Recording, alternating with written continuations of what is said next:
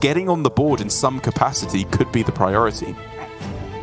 I am a bit stuck on what you said about variables because I did take a science course. So I feel like out of pride, I need to answer that. And if we're talking about what the different or what that variable is in the first place, if the deck list is held the same, it's just the play of the player, right? So that's got to be the independent one. And then dependent one is the result of the gameplay. Like who has the better win rate is the dependent variable. And then you would have to see what is actually causing that if the lists are completely similar. And it's just how you approach the matchup, how you get the mulligan, and whether or not you get card draw in the opener, I think is a big one for Druid. Well, G, if you keep correcting me on my science, I'm going to be an independent variable and cast by myself soon, okay? So deal with that. I guess I couldn't get dinner. Enjoy. Well, opener for Posesi, while it does look very bad, for TIZS, he does have like a curve option if he really wants it, of 2-drop, 2-drop, 3-drop, but it often feels like the hand gets better from Rogue, right? Any combo card makes holding onto Foxy Fraud a little bit better, and the coin, if you do hit early Octobot, it can allow you to go for some fancy plays with Shadow Step potentially. Wow, this is already so different from what we've seen previously. Both players with pretty suboptimal hands, but with single draws that could turn things around so drastically. Like, if TIZS goes Man-Crick, Tenwu Man-Crick again, as we're kind of expecting next turn, if he draws one of the Man-Cricks from his deck, he's looking in a great spot. Posesi, conversely, on the other side, if he gets himself Innovate, Nature Studies, one of the ways to proc these Gibblings, he himself could just explode before the Glowfly is even necessary. Whoa! What? Okay, Posesi shows reaction, and it's warranted. Hello? Yeah. Never mind turn 6 wife. This is turn 3 wife. Yeah, and he just goes again. Put another one in the deck. Man, I'm thinking, if Man-Crick finds out his wife is dead that quick, that has to be a self-report, right? That is just suspiciously fast. Like, oh my god, guys, look, she's dead, oh no. I'm angry, oh no. Yeah, raw, smash. Oh, man. Either way, Posesi still not really with the ability to go off on this turn, right? He can go double Gibbling Adorable, which does put some amount of stats on the board, but it just gets wiped off the board. Yeah, it's... I mean, the ones with Spell Burst on them, even if it's only those that get traded down, Posesi's still in an awful position. I'm trying to think of what top decks can dig him out of this. Even if it's exactly Lightning Bloom, he's still a little bit short of being able to go Gibberling, Bloom, Arbor up, Solar Eclipse the very next turn, which is what I see as his way back into the game. Of course, Solar before the Arbor, but yeah, I don't know.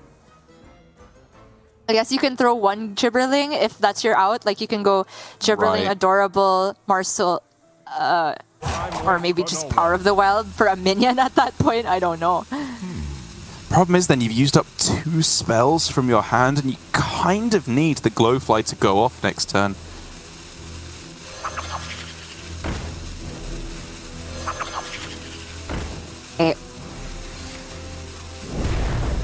I can understand the line from Posesi for sure. It's one spell used, Glowfly very likely going to get 5 flies next turn if Posesi isn't just dead by then.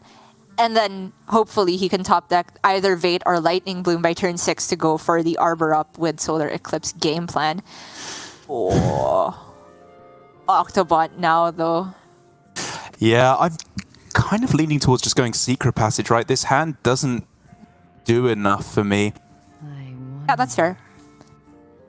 It's a single Prize Plunder or Brain Freeze, it's already super worth it. Right. Like, all he wants to do is clear as many of these minions as possible this turn. Even if he completely whiffs on the passage, he gets to Dagger. But I guess TIZS is saying on average, I'm only going to be able to clear 1 more of them, so might as well get down the Octobot. And to be fair, it's only 2 minions left on board after that. Yeah, it was close, right? Because obviously, if you get exactly Orc Merchants or Prize Plunderers, the benefits of actually sticking them on the board is worth a lot, in my opinion, just to proactively trade back against the next board that Posesi tries to develop. But at the same time, it could go disastrously wrong. Maybe you get Kazakus, Jandis, Alexstrasza, whatever, just all the unplayable cards, and then you can't do anything there. Here for Posesi, I think he knows that just Glowfly for 5 is not good enough here. It's not only just going to give an Octobot activation, like 3 of them are immediately dead on board, assuming he trades a Morsel into a 3-1. So I think this is actually a draw turn with Fungal Fortunes. I'm just not sure if it's Solar Fungal on top of that, just so he spends all the rest of his mana. Usually I would say I hate that, but it kind of makes sense because you really need to find Bloom and Innovate so that you can go Glowfly and Soul on the same turn. Yes. Time waits for no one. It's super desperate looking, but I just don't think the regular game plan ever gets there against the super early Enraged Mankrik plus Octobot activation. Again, though, it gets a little bit deeper because if you go Fungal first, you still have the mana to go for... Wow, he's just going Glowfly. I was going to say you still have the mana for Nature Studies, so you could play that to bank a mana for the following turn.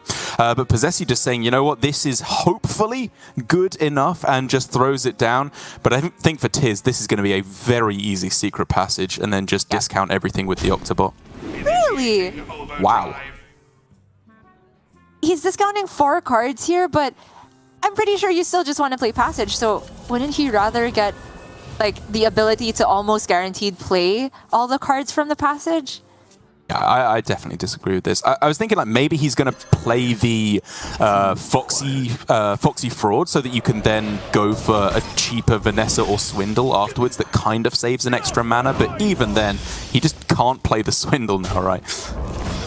Well, he still just did pick up enough stuff to deal with the whole board. Yes. It's a field contact. Both lines very good on average because really all he needed was just a way to clear like 1 or 2 more minions, and he got that. Posesi back to the drawing board. Fungal into Fungal is available. Yeah, I mean, the problem is now, though, that he doesn't even have the ability to stick that big board. It's too late. Yeah. And now he goes for the thing I was talking about this turn, but there's no ability to play Lunar unless he gets, more mana to work with, and he does. So thankfully for him, the contact is dealt with, because with the pre-discounted hand, if that lived, it was GG next game for sure. Again there, I kind of preferred the Guess the Way instead of the Thorn Growth. Like, I think you have to hit Innovate or Bloom to make anything happen with this hand. Thorn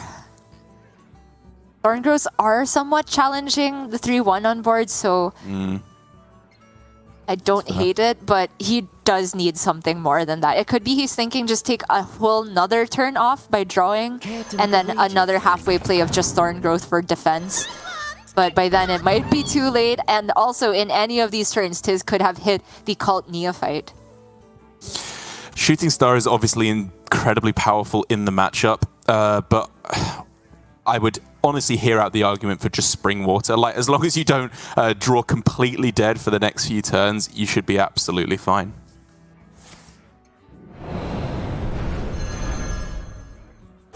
Okay.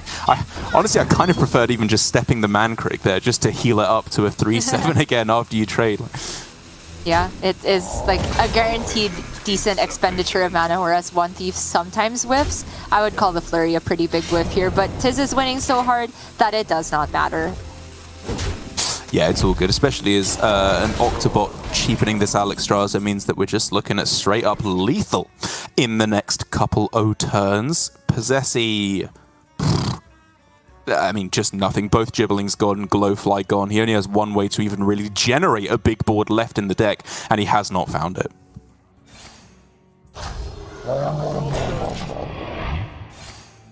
Doing his best to put stuff in the way. It's a decent amount of stats for the mana he spent, but TIZS has just preloaded so much on the board, can discount this hand even further, and now there is second field contact. He can also just step one of these to start the train going on the field contact. I believe at this point the kids would say, go off, King, because TIZS can just do whatever he wants. I mean, I was kind of looking at just proccing the Octobot there because you want to get a discount on this hand, but...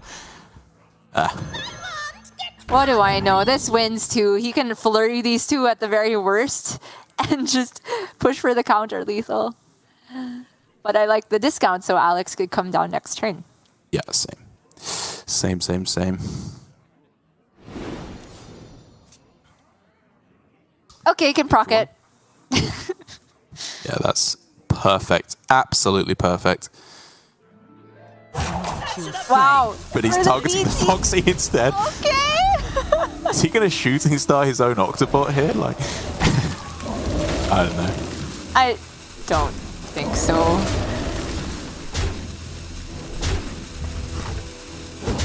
And these past few games have felt so one-sided, but I'm really glad that I've switched over to the side of saying that Rogue is very favored in the matchup. Yeah. Instead of chanting tree, we chant efficiency. Efficient. Yeah, I don't know. Arms. But. There we go. Posesi throws it down. Just absolutely nothing doing there in that mid game. We can talk, of course, about his early game options, like going for a very underwhelming Glowfly. Personally, I still think with the way that panned out, if anything, he actually made his opponent's turn better by going for the Glowfly, because a lot of cards in Rogue's hand can be very difficult to use. The Orc Merchant, Prize Plunderer, Brain Freezes, you need targets to use on them.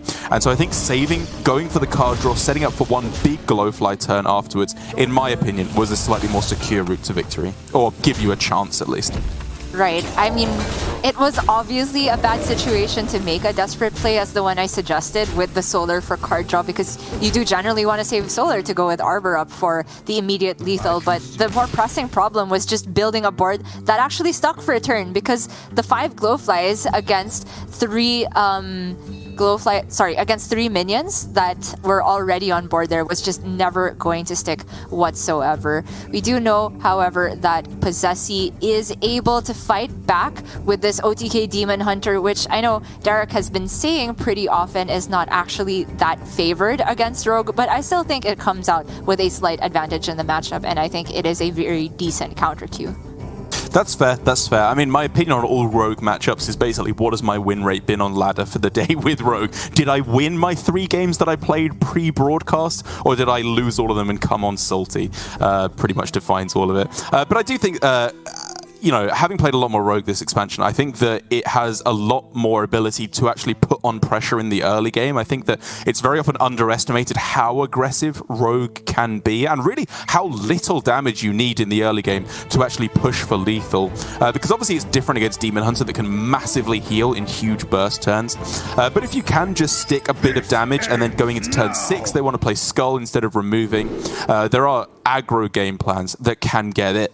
In addition to, of course, the slower burst Alex game plans later on. But TIZS right out of the gate with an interesting old mulligan here. Field contact solo kept on the play.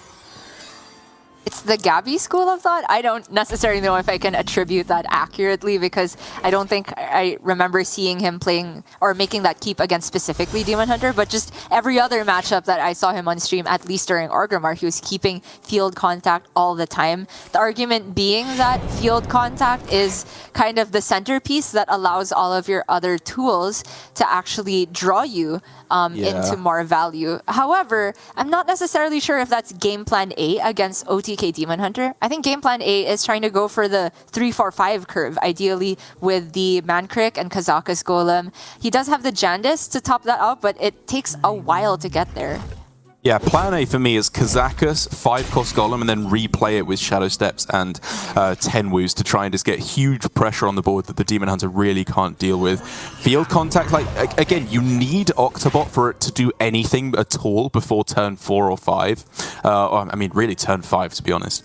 But if you have Octobot, your hand's kind of good anyway, because you can just go for the high tempo curve. So I am yet to be convinced by this mulligan from TIZS, but I am very much convinced by this mulligan from Posesi. Finding Skull, outcast position available on his side, it's just easy breezy.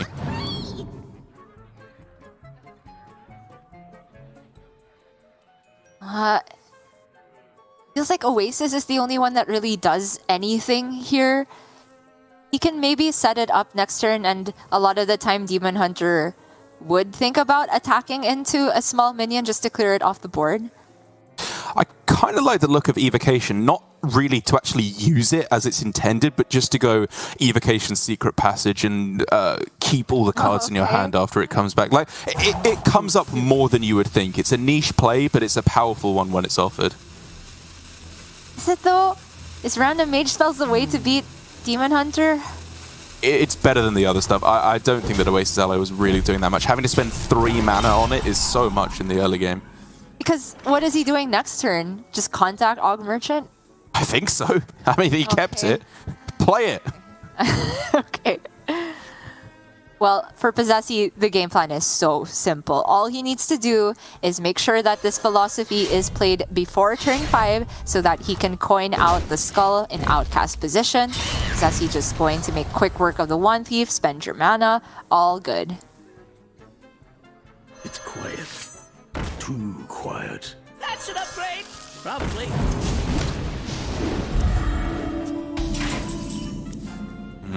This hand's still just looking kind of slow, kind of clunky, not really coming together. Posesi, the obvious play is just to go Fellscream Blast, Philosophy, Swing. Deals with it very easily, but is there any benefit to like using the I-Beam because it's a little bit harder to use given that it's stuck in the middle of the hand? I don't necessarily think so, because the I-Beam, if you do use the Fellscream Blast, is very likely going to get unstuck after next turn. So I quite like using Fellscream instead. Potentially, the mana expenditure gives you some reasoning for like it's kind of the same this turn, because like he doesn't necessarily just want to play out a Moarg. And so if the Fellscream, if all it lets you do in the end is float some mana, then I can see the usage for holding on to it. Yeah, I think Fellscream Blast is probably going to be a little bit more impactful as a board clear with this hand. So I think it's a subtle but slight optimization from Posesi. And TIZS, again, just left with nothing. At this point, I kind of am considering just Evocation. If you can get yourself... Oasis Ally? Oasis Ally? Yeah, rigged fair game. I don't know. Maybe you just bite the bullet and play a 5-mana Oasis Ally instead. Sorry, I'm just being salty because this could be an Oasis Ally and it's like cheaper to play here. Yeah. No, you're not. Yeah, I do think the Evocation is the play here. The rest is just not doing enough.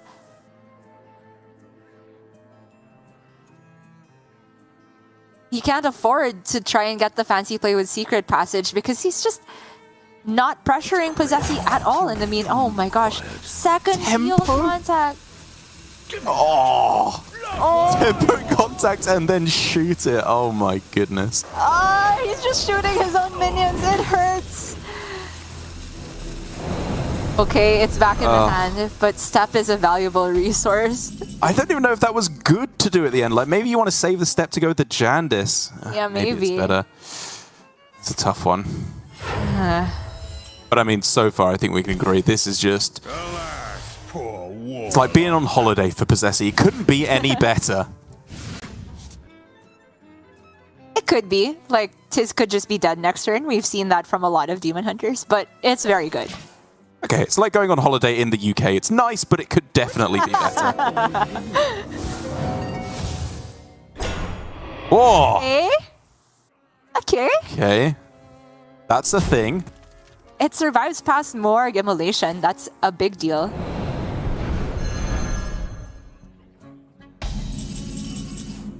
At worst, he can Arcanist Immolation with I-Beam. Yeah. The thing is, it feels like a waste to use the Immolation that way because these other two minions are just at 1 health. The Earth Elemental is the only one that survives most of this AoE. Okay, starting with the card draw. Yeah, I can get on board with this. Maybe you get something a little more impactful. Fell Screamer is interesting. You do really want to play that because then all of a sudden the combo actually just starts coming online next turn. It does, but he's got to respect this part, right? The Throw Glaive is pretty good here. You have mean, to respect this. I grow impatient. 14. I guess the reach is not there, right? That's fair. But if the Moar gets dealt with, how much burst does he even actually have next turn? It's like 18. It's not lethal, I think. He has double Fell Screen Blast, right? He has quite a bit. Maybe it's not... Yeah, probably not quite there. Okay, fair enough, fair enough. Let's be a little more sensible. It's not guaranteed, for sure. Like, it was a lot of damage, but it would require there being 3 minions on TIZS' side of the board, which is not always the case. Like, he might trade one of them into the Morg, and sometimes he doesn't play more. Like, it's pretty reasonable that it happens, but I think this eliminates all chances of disaster for Posesi. No, I think you're right. I was just getting a little bit too fancy. Like, I was thinking maybe there's a way to set up essentially guaranteed lethal, but it was not there. So this is the much more sensible play from Posam.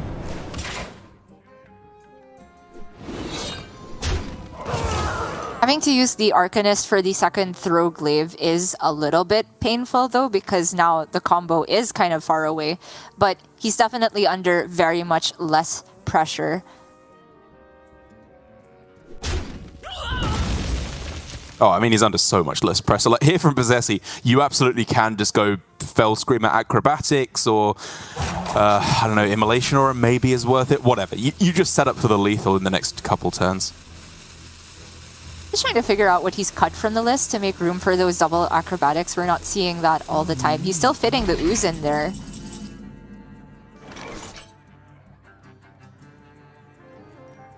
Spectral Sights? Oh yeah. Okay. So the acrobatics is like not strictly better nor worse than the spectral sight? Yeah.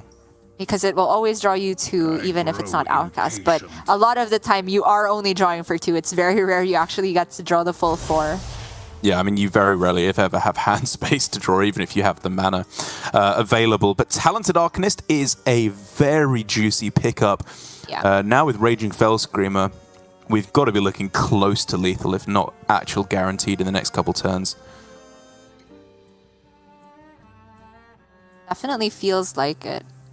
I grow impatient. Also, I miscalculated a while ago. If it had to be double Fell Screen Blast, it's only actually the first one that gets the buff from the Arcanist, so it was probably pretty far away. And I think if he has minions to play it on, he is actually just guaranteed lethal now because he has 18 off the first Fell Screen Blast, sorry, and then 6 and 6 off the next 2, so it's just exactly 30 with Fell Screen Blast and I-Beam, which would then become Outcast for perfect mana utilization. Yeah, I think that's correct.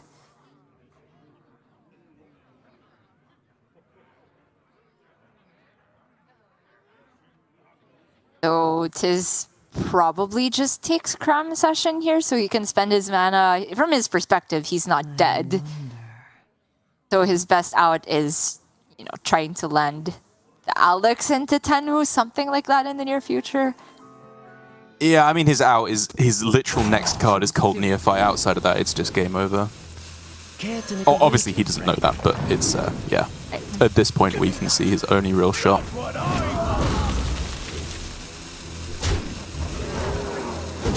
It's an impressive board, but at the end of the day, everything TIZS did this game was just 3 or 4 turns too late. You have to do this way, way earlier, which is why I think it was just a little bit too aggressive in his keeping of, or too optimistic, I suppose, in his keeping of field contact. I just think that in this matchup, it's not as important as he seems to think it is. Nicely calculated from Posesi. It's a bit scrappy in terms of the combo, having 3 spells. You don't often see that, but it's because there's all these different breakpoints and combinations of ways you can get over the line as Demon Hunter that you need to be quite experienced on the deck in order to actually see the immediate lethals. They're not always that obvious. It wouldn't have been the first time we would have potentially seen somebody miss the lethal setup or the lethal itself on OTK Demon Hunter. But the big story is that Posesi has gotten the successful result on his counter queue, which is very, very good news for the lineup as a whole now. I do think that TIZS would probably queue the Druid into this because I'm not necessarily a fan of Paladin into that matchup. I don't think it puts on enough pressure to get there against Demon Hunter, but I'm still worried if the Paladin has any good matchups at all. Yeah, I mean, everything that we say about N'Zoth Paladin has to be taken with a grain of salt because it is a relatively new deck in the metagame overall, especially with some of the more niche decks you find a little bit less often on ladder like OTK Demon Hunter. But he has gone with the Paladin as his first port of call against the Demon Hunter. Taking a closer look at the archetype that TIZS has gone for, or the list of OTK Demon Hunter, of the Libram N'Zoth Paladin. N'Zoth Paladin, I'm stumbling over my words here, I apologize. He doesn't have any of the anti-spell tech like Neophytes in there or Ogremancers, as sometimes makes its way into there. It's really just a very, very standard package with Dragon War Skystalker and Alex Straza as the dragons, and just hoping, I think, that he can get enough damage in the early game to get there. Not to say that it has 0 spell disruption because there's still the secret package including Mayog, but you're right. The game plan is definitely trying to curve out reasonably well and then beat up on the Demon Hunter that way. Although it feels like every time we've seen the deck, it just doesn't curve that consistently compared to, of course, Aggro Paladin and Libram Paladin. There are quite a few 2-drops, but in the 3-drop slot, it's only Northwatch Commander, and then in the 4-drop, of course, it's only Kazakus, because if you're running Kazakus, you can't run anything else for that cost to keep it active. And it feels like every time we've seen the N'Zoth Paladin on stream, it either gasses out super early because it doesn't hit the N'Zoth, or the N'Zoth is drawn too early and it's just been dead in hand for a very long time. Yeah, it hasn't been looking all too impactful yet. And, I mean, you can't really imagine it's going to be all too good against OTK Demon Hunter. I think the main thing you're looking at in this matchup is corrupted... what's the card called? I'm drawing a blank already. Carousel Griffin, yeah, apologies. Which I still don't know why it's a mech. I still am annoyed about this, because if Omega Defender, which is literally a tiny guy in a massive mech suit, isn't a mech, but Carousel Griffin, which is literally just a guy on a ride, is a mech, I don't know. I have some arguments to be made here. But either way, I think that is one of the most difficult cards for the OTK Demon Hunter to deal with. 8/8 Divine Shields, be it from Libram of Hope or the Carousel Griffins, are very, very tough to answer. You've just given me an existential crisis. Like, are we even human type cards, or are we souls within human bodies? No, we're flesh mechs. That's how I like to describe us. Well, secret to start off for TIZS here. This could be Omayog, but I don't think it's a disaster for Posesi if the double jump doesn't go off. And he would still have potentially the studies to follow up. He sees it does not go off. Skull drawn a bit early, but he should reasonably be able to get that in outcast position because all the left-hand cards are unnecessary for the combo later on. Just looking like a hand that kind of plays itself. I would honestly argue that even in this matchup, dumping Immolation or a Throwglaive, I-Beam, whatever, it's not the end of the world. Like, these early plays, they're not especially easy to clear up with these kind of cards anyway. Once it gets to the mid-game, they're going to be playing minions that are difficult to kill anyway, so it's more important to just plow through that card draw and get Skull, if possible, on turn 5, or turn 4 even, as it could be. I don't necessarily agree. While there are like punchy mid-game minions, I do think Immolation Aura has some value to get rid of first day of school minions. Even the likes of a 3/4 or a generated Galloping Savior is what's mainly on my mind here, because now Posesi has narrowed the secrets down to either Galloping or Reckoning, and if he holds on to Coin Throwglaive with Immolation, he might be able to engineer a turn where not only he clears what TIZS has developed, but also the horse. Premium top deck there for TIZS. His hand was looking very, very dry without that, whereas that sorts out this turn, very possibly sorts out next turn as well. The really annoying thing here for Posesi, however, is that if he goes Illidari Studies and then plays I-Beam, whether or not it's in the outcast position, it eats up the 1 mana discount, and so he wouldn't be able to get down Skull for the discounted mana cost. Does it ever lead you to the point where you just go I-Beam on this turn to set up for Immolation Aura or Throwglaives next turn? Possibly. I don't hate that play whatsoever. I'm just looking at a way to fit the Illidari Studies in the turn where he goes for the clear in order to also sweep up the Galloping Savior. Wow. Okay, this is aggressive. He's back on the game plan you were talking about, which, to be fair, this does allow him a faster skull and also I-beam and outcast position. Although, like you said, it eats up the discount, so it's still a little bit awkward.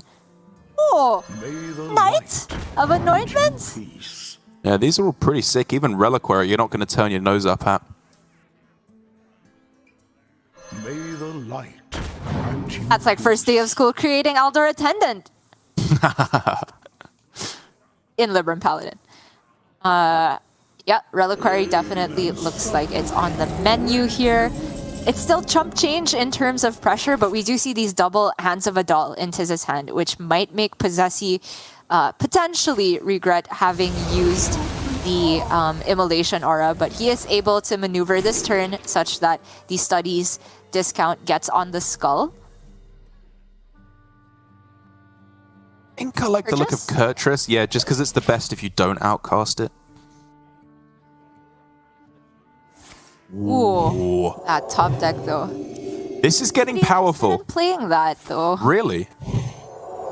I think I like saving it. You can go hammer next turn. It's not like you're just passing this turn. You're doing some pretty strong stuff. Fair, fair. This still just puts 5 damage on the board. Sorry, I keep forgetting that this is a corrupt card and it goes up to 8/8. Right, yeah. Yeah, I mean, that's how I like to play it, or how I like it to be seen to be played in this matchup. Okay, if he plays one more card, the horse is going to go off. So it's probably just hero power into the 1/1 here.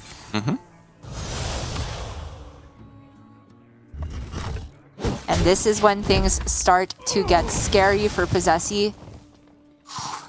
Man, it's true, but it's when things start going into overdrive for Posesi as well. He has second skull, which obviously he has to make some hand space for, but I mean, he can quite happily do that on this turn. But he also has to respect this board. He's at 15, and there's 14 threatened on the other side. The question is there 1 damage that can be generated outside of weapons for Paladin? And the answer is yes. Kazakus can give 1 cost golem. He has seen double Hand of Adal, to be fair. Il'gynoth, not what you wanted to see. Obviously means that combo is kind of possible in the next few turns, but without reducing it from skull, it's not actually as close as I initially thought.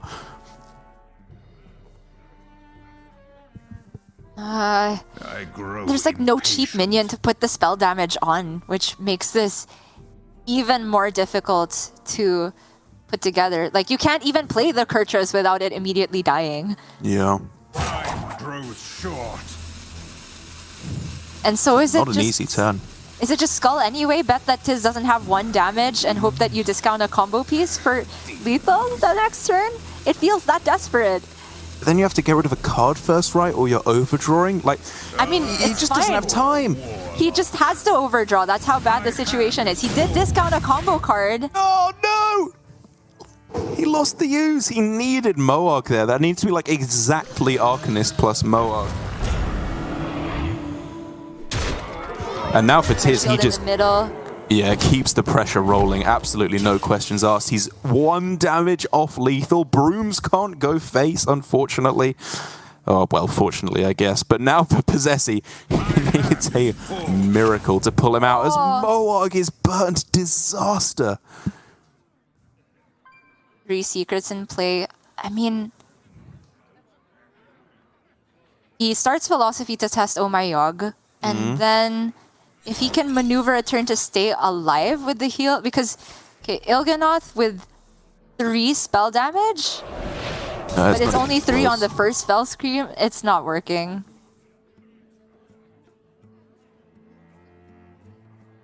It just doesn't get there.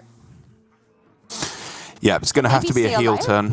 Yeah. That's the game plan now. If he can get another Moarg, I don't know, maybe. Yikes. Absolute dead draws.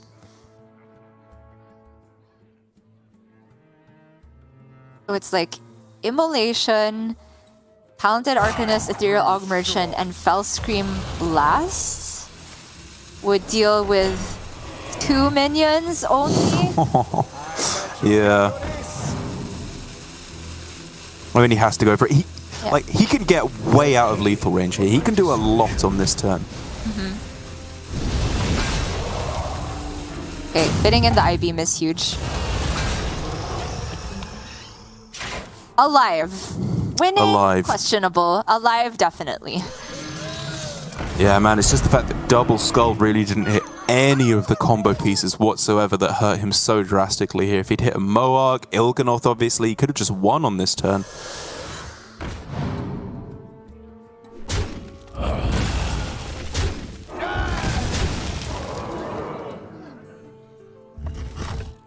And yet another 8-8, N'Zoth the turn after to keep the damage rolling again and again and again. Even Reliquary Prime is just really, really difficult for Posesi to deal with, given that it's untargetable to him. I just am not seeing the outs, even factoring what's in Posesi's deck that's left. Because to deal with this board, he has to use the other Fell Scream Blast, and that's his only combo piece left to actually activate the Il'gynoth damage with. Yeah, I think this one might just be over. If he could heal for enough off of the Eldraki Warblades, then maybe we could talk. I-Beam for another combo piece allows him to use the Fell Scream Blast, or just to use the I-Beam, obviously. But maybe Kurtrus is just better. It just doesn't deal with the 3-4. So he can't even stay alive on board with just Kurtrus. However, he can use other Kurtrus and I-Beam to stay alive on board. Kurtrus will attack the left one first, right? So it still gets to attack the Galloping Savior? Well, it'll get destroyed by Reckoning, right, is the problem, so it won't be able to actually attack the other one. Oh god, it's a disaster. Yeah, it's just over. A tough one for Posesi, and really comes down to that second skull turn. That was where things obviously went really well for TIZS. He ramped up the pressure drastically. But I think, like, if Posesi has had 5 minutes to think about that turn rather than like the 75 seconds you get, then maybe he could have come up with a line. But there were just so many different things to consider. He wasn't just playing with what he had in hand, he was playing with the average probability of each individual draw in his deck, which is so difficult to calculate. And in the end, his gambit of going for discard the card draw, throw it out willy-nilly, and save for the skull to try and go for a combo draw just didn't happen because he didn't draw the combo pieces. It just adds insult to injury that while Posesi was already under so much pressure, there was like 3 secrets, the full suite in play from TIZS as well. And even though you know what those exact 3 are, it kind of adds to the stress of all the things you have to consider. Secrets are like one of the mechanics in Hearthstone that I feel even like top players can trip up if there's enough of them in play. Not more so true than when it is Shadow Jeweler Hanar that gets random secrets involved. But if you have to think about having ways to set up lethal still, what combo pieces can you throw away, how do you clear the board, and then there's 3 secrets, yeah, it really makes the 75 seconds feel like 5 seconds. And we do see Posesi queuing up now, what is a very favorable matchup for sure. I think so, yeah. I've played this matchup a fair bit on ladder because N'Zoth Paladin has been popping up everywhere. I will say that while I feel it's better than against the Libram Paladin, where the Librams of Hope are an absolute nightmare, I wouldn't call it super favorable for the rogue. Like, you can go nice and wide at the start, and then there's no Samuro in order to answer the board, which is a very strong win condition. But if you don't, it's that turn 6, 7, 8 where things just go so badly wrong for you. Again, it's another deck where killing off 8/8 Divine Shields is really hard. You often just have to freeze them in place and say, I'll deal with it next turn, or I'm going for a burn plan. Still favorable for the rogue, I would say, but if you're not getting those strong starts, the Paladin just goes turbo in the late game. Yeah, it is definitely a deck that Rogue cannot deal with when it comes to the size of minions it's putting down. Basically, anything that goes in the N'Zoth pool is already a threat on the first turn it comes down, and then if it's regenerated by N'Zoth and the Rogue doesn't have lethal, they can pretty much pack it up. But I do think the Rogue still comes out in the lead because the early game is going to dictate so much of what the Paladin's actually able to do in those mid to late game turns. Like, they can't necessarily just drop down an 8/8 if they're facing lethal on board. And the Rogue is very consistently able to get even just 3-2 minions down on turn 2. If it's Mancrik on turn 3, even better. And those are the size of minions that Paladin just doesn't have the answers to. Like, the weapons of significant attack value come down turn 6. Yeah, it's too difficult to deal with those early boards. Like, obviously, as ever, you are looking for the Octobot to enable those big swing turns at the start. And just the classic curve options, Mancrik, Kazakus, very, very powerful. The 5-drop golems can be difficult for the Paladin to deal with unless they get their own 5-drop golems down first off their Kazakus. So while there's some things that can go wrong, I do agree. Generally, you are looking at a good matchup for the Rogue. TIZS on the play with Hand of Adal in hand. But I kind of feel like with how few 1-drops there are, yeah, you can't even keep it here. Yeah, I definitely prefer mulliganing harder for Sword, Knight of Anointment, even for Stay of School to a certain extent. But it's really the Sword of the Fallen that is his main way of staving off what Rogue can really do to explode, right? Sometimes you can set up the Galloping Savior to deny a strong field contact turn, or even just the Oh My God can potentially mess with Swindle and things of that ilk. Posesi, I would hear the argument for keeping field contact on the coin. Yeah. But if so, just that. Yeah, like the One Thief is obviously good to go with it, but it's another card that isn't Octobot, which is the only thing you really want when you have field contact. The rest of your deck should sort out enough 1 or 2 mana cards that you can play with the field contact. And as it's looking now, hey, forget the field contact, you're just curving out 2, 3, 4, 5. This is premium. Yeah, and then by the time you have drawn your next card on the 6 mana turn, the field contact is probably really good, even without the discounts. Works out nicely. But for TIZS, he has picked up good curve options himself. Like, you do want to get McGurgle down, but I like the Sword better because he can go Northwatch for the next turn. Yeah, it just makes his next few draws so much better. Like you said, Northwatch activating, thinning his deck of all those bad secrets. And Murga plus Broom, like, you know, that could be used to kill off the 3/2s, of which there are a fair few in the Rogue's arsenal. The Murga does challenge things like Neophyte / Foxy Fraud just coming down on curve, but I think the overall benefit of thinning the deck, getting the secret in play, and guaranteeing the Northwatch commander to go off next turn is far too high to give up. Pretty spicy top decks being found now. Okay, no problem for TIZS. Man, we've got an interesting match already. The N'Zoth means that if it does get through to the late game, TIZS has absolutely no chance of losing board. It's just about making sure he doesn't lose it too heavily in the mid game, and then of course lose to the burn damage that will happen later on. But as it's currently standing, Mancrik, a Shadow Step to go with this Foxy field contact hand. This is just super premium for Posesi. It is, but the secret is a bit of a headache here. We actually know it's Reckoning that was pulled, which was the least likely outcome, given that TIZS is running 2 Galloping, 2 Oh My Yog, so Posesi might not necessarily play around that. If the Cult Neophyte goes anywhere, it's into the 3/4 this turn, but it just might not attack. Just Mancrik and Pass seems quite strong to me.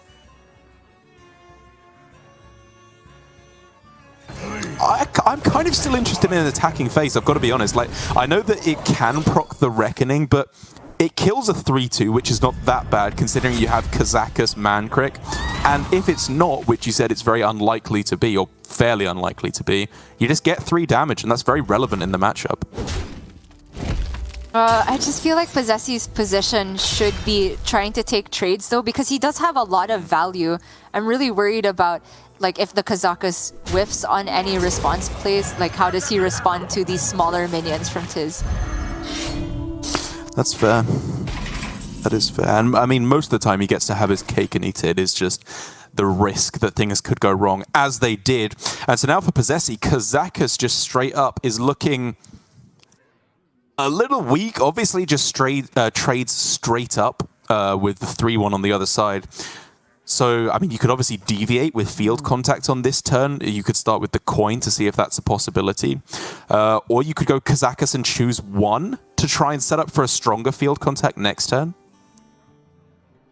I think the turn starts with coin, either way. And if the Kazakas can go off, it might even be one for this turn, like with rush and shoot. I don't know if that's good enough, but it would proc the galloping, so perhaps better to just take the 5 and then hope that it's enough to get him back in the game. He is taking the 1 though. I think you're looking at +1/+1 here. Yeah, to end the field contact turn. Right. I mean, the fact that it's not deal 3 damage is the really rough part here. Did you see if he was offered rush on the first choice? Because that would obviously be his main looking for herb here. No, I did not. I mean, honestly, I kind of wonder if he's thinking about Ice Cap here. Like, Freeze is by far, in my opinion, the least picked option. But it does actually have some utility in just sticking a big field contact turn, because Paladin is not especially reactive. That's fair. Close. It would be pretty sick if he's able to isolate the Carousel Griffin, but it's just so hard to do that. TIZS can preserve the Divine Shield on both of these. I think that's much better than trading the shield and the weapon charge into the Griffin, because like this layer of minions prevents just Guardian Aug Merchant from being able to take down a minion, because it would regenerate the shield. Yeah, it definitely feels like this is the turn now to start rocking and a rolling with the field contact. See what coin can give. Flurry is okay. It doesn't go to rank 2, unfortunately, even though he's at 5 mana with the way that Oh My Yogg works. But yeah, definitely one of the better ones. Innovate, Lightning Bloom, Flurry, anything like that could be very, very good. Prep would be pretty good as well. Too quiet. Sorry, I thought it did go to 5 mana. Oh, no. Pretty good here. It's still good, yeah. Well, he knows the next card he plays will proc the horse. Looks like his golem has poisonous on it. Is really not that great. It's face down with second Sword of the Fallen. Right. Yeah, there's no way that you can get Broom either. So can't rush it in. Yeah, it might be like Brain Freeze the horse and then Shadow Step. Okay, interesting. This was a weird turn, wasn't it? Not getting Foxy step down. I feel that something even went just wrong Brain there Freeze. because Posesi very quickly hovered the Brain Freeze and then realized he didn't have the mana to do it. Something went wrong here. The poison just dies now to the weapon. Like, it really did not go well. TIZS gets to mop up this board. No worries whatsoever. Posesi's losing straight up. This is disastrous. And there's just N'Zoth in hand for TIZS, even if Posesi somehow manages to clear this board, which he does have Octobot with Aug Merchant to discount, but there's just so much pressure on the other side. Yeah, maybe it's even a hand where you just go Octobot, Aug Merchant, pass. You're obviously afraid of another Galloping Savior at this point, right? Because he swung again. And so if you are going to play 3 cards, you want to really go in on that turn. Probably. And he can, right? There's like already a field contact possibility here. I think it's fine. Okay, yeah. I guess I think was he's underestimating his mana. He's under too much pressure, for sure. It's quiet. Tari Splendor will be able to get through a 5/5. And for Posesi's sake, I was going to say, hopefully he picks up another Shadow Step. That is enormous. Huge deal. Absolutely huge here. He's obviously looking for any kind of another combo card that he can use in combination with the Foxy Fraud. Hasn't found it so far, but I think, you still just throw it down and pray that you get something good. Not great, but he's in a much better position than last turn. Oh, this top deck for TIZS, though. Kind of looking at that +1, you can then go Hand of Adal, right? And so you might start Hand of Adal instead? True. The only thing that would change that, I guess, is if you get Rush. Yeah, it's close. Definitely close. It's like, I am looking at one to fill out this turn, but I'm also concerned about TIZS' turn 8, because that's really all he needs to bridge the gap into N'Zoth. So I don't hate taking a 5 as well. Okay, that is his turn 8. Fair enough. So this is going to be hand.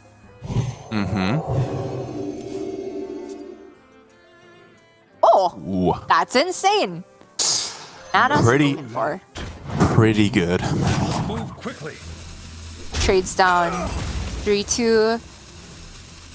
If anything, I think this goes in the prize plunder, if not... Yeah.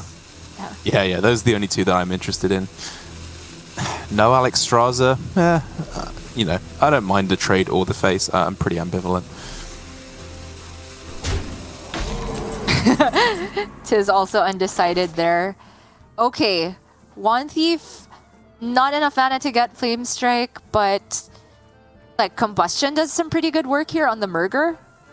Yeah, you could even get it for next turn, the Flame Strike, and just go Secret Passage here. A lot of good options, but he's got to find one of them. These, as I see it, are not it. Snap Freeze just to buy him a turn. Fair enough. Would you rather play the Snap Freeze here or just have 5 mana to work with for Secret Passage? I think Secret Passage first, right? You're going to Snap Freeze a 5-2 as your best outcome because you're just going to be punching through the taunt anyway. Not great. I wonder. Okay, it could also just be Wicked Stab so he can punch into the 5-2 with minions. Trade. Kazaka is traded by the Foxy Fraud, dagger into the Murger, and I guess he just holds on to the passage because he doesn't have a turn 8 currently. Fair enough. This is pretty good. It's a lot better of a clear than I was originally looking at, but by analyzing the trades, he sees he can get a very nice clear here. I didn't see what the option was for TIZS on the Golem, but if he picked +2/+2, obviously this has gone very, very wrong for him. Okay, the safety drawing the other safety is sent here so that he can buff enough minions, but now he can buff even one more minion if he wants. Or just go to... Oh, okay. It's the copy. Yikes. Yeah, that's really tough to deal with. But now all of a sudden, for Posesi, with Wicked Stab available, the straight-up burn plan is online now. I was kind of tempted to just go Wicked Stab face here, honestly, just so that you could set up for Alex Strata. I don't know. Like, he's not winning board this game, right? Yeah, I guess that's pretty fair to assume after having seen both of the prize plunderers. Like, if the passage had given him Jandis, maybe he didn't have to give up just yet. Oh, he could do the thing. No. Oh, no, wait, he could... no, passage? because it's double passage, so it would go... I've never seen it already having cast passage. I don't know this particular interaction. Alright. That's okay. We have so many interactions we need to brush up on this weekend, huh? But in reality, probably just Swindle. And Neophyte? Maybe you do just do it. Yeah, you get to keep the evocation anyway. So fair enough. Last card ended on... Golem. Was Golem, which is not bad. I think you take that.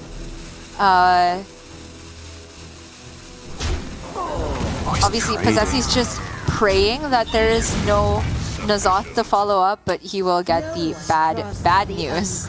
Yeah, I mean, it's two very different game plans. It's pray they don't have N'Zoth, or pray that you can get there with burn damage. I mean, I'm not sure which one was best, but there's a lot of damage that was sunk into minions on this turn. The other 5/5 being unfrozen is huge as well, so like the Octobot cannot get any discounts. As for what's actually in the N'Zoth, I can only really recall one Carousel Griffin, but that's pretty good if it's just that, honestly. Oh, the Murger as well. You could just go Hammer, right? Like, Hammer's pretty good on this turn. Get an Elemental with a huge taunt in play. Like, the weapon is just very powerful as well. How about 5/7, 5/5, and 2/1? Sure. Let me... Two of those have Divine Shield too.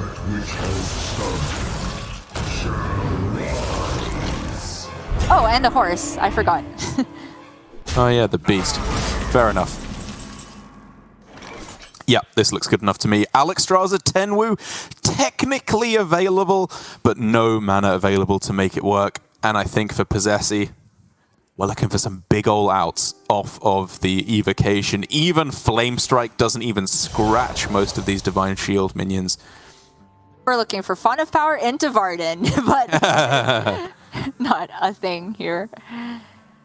3 mirror entities? Are you joking? Nope, no outs. Even if Primordial Studies gets Steward,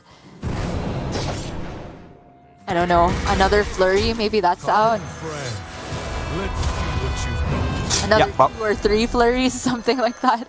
I like that he's analyzing or coming up with even any creative solution to get there. These are not it, though. He can get, another flurry off of this. Doesn't get it off of there, though. So he is just going to throw it down. An unfortunate end for Posesi, as I think, to be honest, he is going to be pretty self-critical of himself after that game. Not to say that he necessarily played poorly, but there were definitely some big decision points that could have been approached very differently. And Posesi is the kind of player to look back very critically at the lines he will have taken. For sure. The one questionable turn that kind of led to this cascading disaster every turn afterward was when he went for the field contact and didn't fit in the brain freeze with Foxy Fraud that turn. It felt like a huge missed opportunity to not just soften the board, but truly seize tempo and force TIZS onto a responsive game plan. I will say, though, that for the first time, this Paladin has looked like a complete terror when it's actually able to curve this consistently. Not sure if that happens in the majority of the games, but when you are able to go Griffin with Kazakus and then end with N'Zoth, there's very few decks that can actually beat the board regeneration that N'Zoth provides.